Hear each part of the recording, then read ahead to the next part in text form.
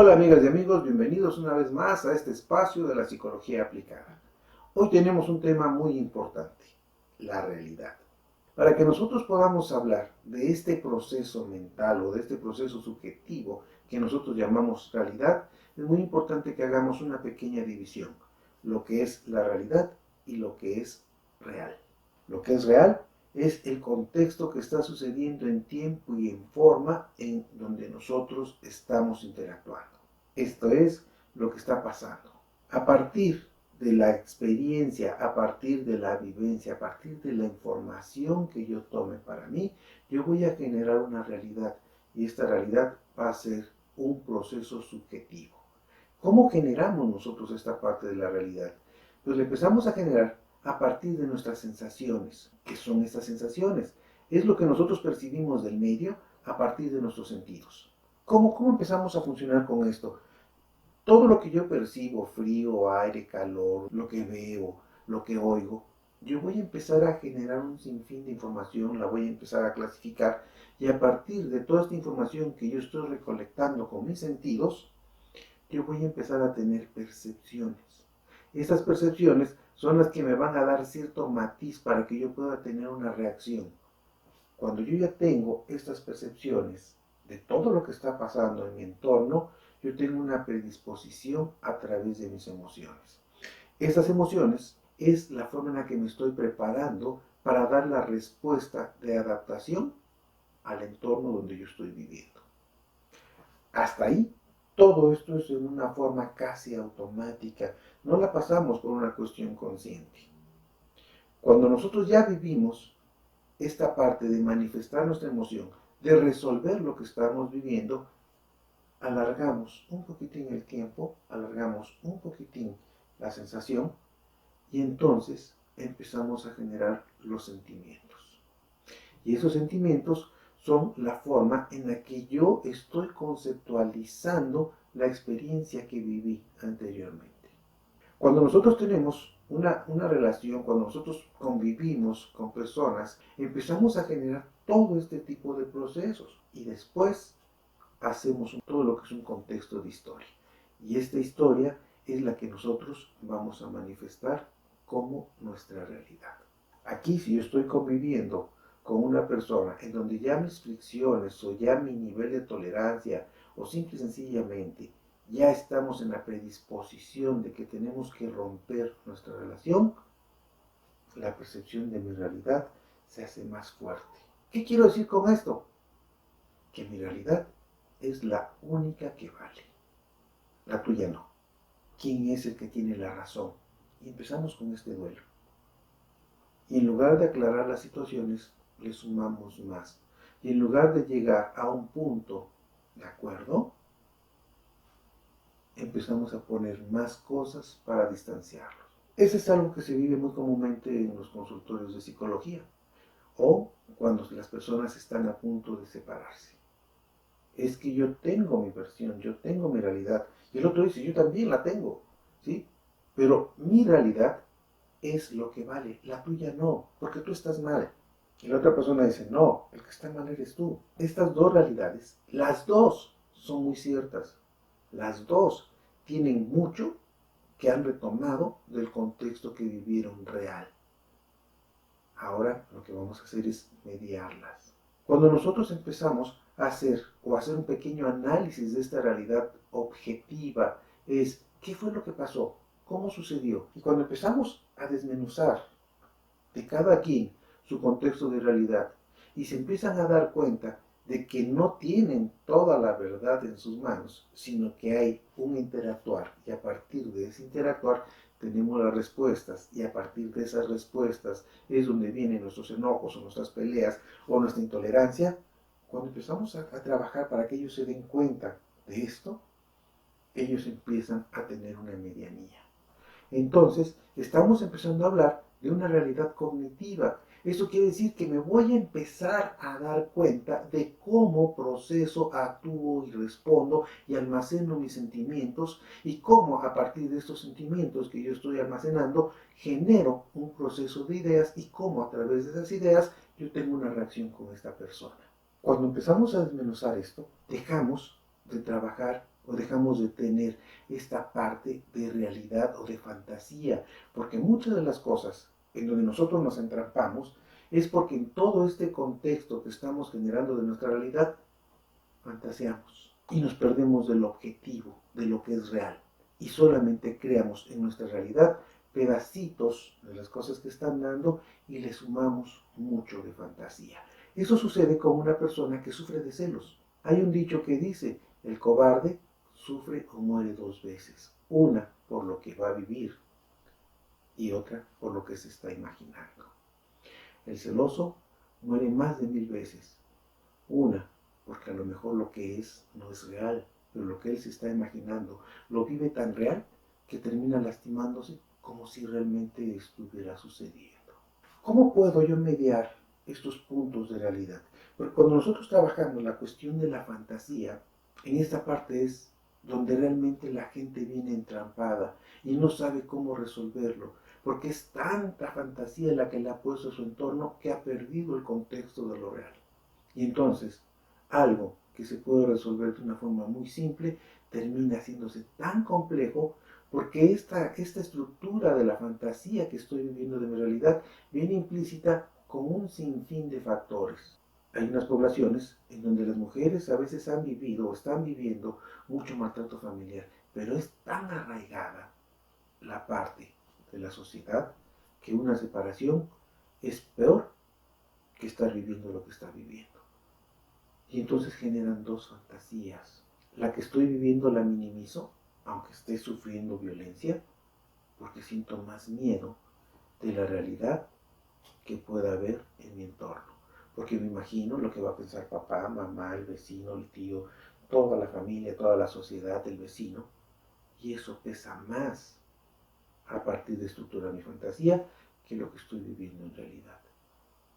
Y muchas mujeres prefieren quedarse sometidas a enfrentar este tipo de fantasía o este tipo de representación que tenemos en nuestro contexto social, porque nos da más miedo lo que fantaseamos que lo que estamos viviendo.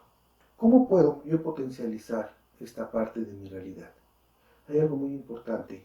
Puedo aprender a escuchar, puedo aprender a observar, puedo aprender a sentirte y puedo, en muchas ocasiones, a lo mejor buscar ponerme en las percepciones que tú tienes. Ustedes se han preguntado en alguna ocasión, ¿cómo es que esta persona piensa y siente lo que siente? ¿Qué ve? ¿Por qué actúa de esa manera? ¿Qué es lo que necesitó para tener este tipo de respuesta? ¿Se han escuchado cómo hablan de sus experiencias? ¿Se han escuchado cuando ustedes están hablando de sus emociones, cómo las dicen? ¿De sus expectativas? ¿Cómo las viven? Porque todas esas frases que nosotros vamos manejando al momento de hablar de nosotros, de nuestra calidad de vida, nuestras expectativas de vida, no es más que un proceso en donde yo he estado percibiendo mi realidad y la estoy proyectando. Cuando nosotros hablamos de una realidad en el presente, una realidad en la actualidad, y en ese momento de ser, o en este momento de existencia, o en este momento en el que yo me puedo expresar y manifestar de las cosas que estoy viviendo, en ese momento yo estoy sacando mucha experiencia de mi pasado y la estoy actualizando y la estoy expresando en el presente, y también muchas de las cosas que yo pueda estar viviendo en este momento las puedo estar haciendo, viviendo y disfrutando para construir un futuro, pero siempre viviendo en una parte del presente. Es muy importante que pueda mirar hacia atrás, pero no quedarme mirando todo el tiempo. Es muy importante que pueda mirar al frente o al futuro y no quedarme fantaseando en todas las cosas que puedan pasar. Cuando yo empiezo a construir mi realidad en el día a día, en cada instante, en cada momento, y empiezo a hacer todos los procesos que estoy haciendo para modificar mi entorno o para proyectarme como una persona que quiero verme en el futuro, hoy, en este momento, empiezo a construir mi realidad. Las personas que de alguna manera triunfan en cualquiera de los contextos, pero que están muy centradas en cómo van construyendo su realidad, aprenden a ser un poco más honestos que la mayoría al momento de expresar cómo reaccionaron ante ciertas situaciones. nos quitamos un poquito la fantasía y nos vemos en ese momento de ser cómo respondimos. Todos estos puntos nos permiten a nosotros poder percibir lo que está en nuestro entorno, poder hacer un proceso interno, integrar eso de fuera hacia nosotros y poder tener lo más apegado posible a lo real un contexto de nuestra propia realidad. ¿Cómo le enseñamos a nuestros hijos a expresarse? Eso es muy importante. La forma en la que yo puedo dirigirme a mí, si soy ofensivo, si soy agresivo, si soy mimoso, cómo le enseñamos a que la procese para que le saque un beneficio. En muchas ocasiones yo he oído cuando le dicen, ¿y eso qué aprendiste?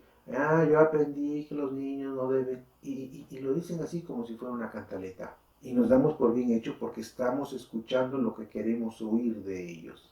Pero ¿qué tal si ahora, en lugar de que yo le ponga palabras, pensamientos, sensaciones, en la boca del niño, ahora le permito que él lo explore y que él se contacte con su sensación, que él se contacte con su percepción, que él se contacte con su emoción y que él haga la historia de su propio sentimiento? Cuando nosotros escribimos nuestros sentimientos o le damos palabra a nuestros sentimientos, al momento que lo expresamos, podrán haber pasado 50, 60 años, pero si yo no tengo resuelta esa situación, mis palabras saldrán con toda la emoción y sentimiento como si lo estuviera viviendo recientemente. Alargo mi proceso de duelo, alargo mi proceso de derrota, alargo mis procesos. ¿Qué tal si ahora yo aprendo de vivir mi realidad y cuando la tenga que escribir, la voy a escribir de la forma más objetiva que pueda tener? Y entonces mi realidad la podré escribir con toda la honestidad que yo pueda de mí. ¿Cómo me permito a mí mismo abrirme para estar expuesto a disfrutar lo que venga de lo real y posteriormente generar mi propia realidad? Y también cuando yo estoy consciente de esta parte, sabré respetar la realidad de la persona que tiene enfrente, sabré ser tolerante, sabré escuchar, sabré observar, sabré poder estar en la sintonía de las sensaciones.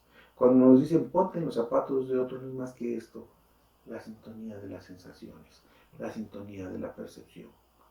Y entonces pasa algo muy hermoso en las relaciones con las personas. Nos volvemos empáticos. Y a partir de esta empatía, nos empatamos, tanto en la realidad, lo más que podamos, como en las percepciones, y también en la estructura de cómo hacemos nuestras ideas. Entonces, nuestra realidad, vamos a verla desde dos puntos.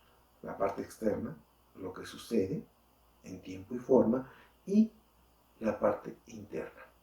¿Cómo genero yo mi proceso de realidad? A esta parte interna vamos a llamar nuestra realidad psíquica, porque yo lo voy a estructurar. Como hace rato decía, a través de los momentos actuales, de mi momento de ser, de mi existencia, de todo lo que yo soy como persona, voy a responder.